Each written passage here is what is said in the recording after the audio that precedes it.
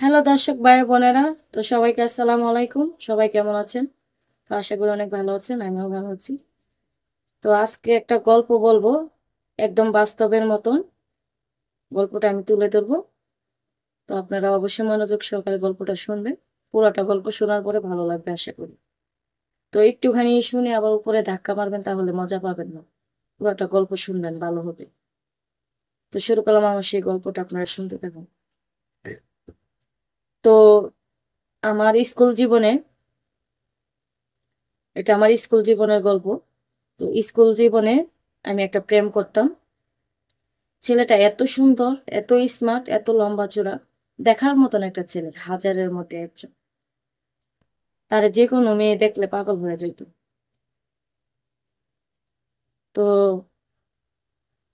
সে আমাকে বলতেছে যে সে প্রতিদিনই আমার স্কুলের সামনে এসে আমার সাথে দেখা করতো, কিন্তু কথা বলতে পারতো না। এভাবে সামনাসামনি দেখা হতো, কথা বলতে পারতো না। তো আমি ছেলেটাকে পছন্দ করলাম, ছেলেটা আমাকে পছন্দ করলো।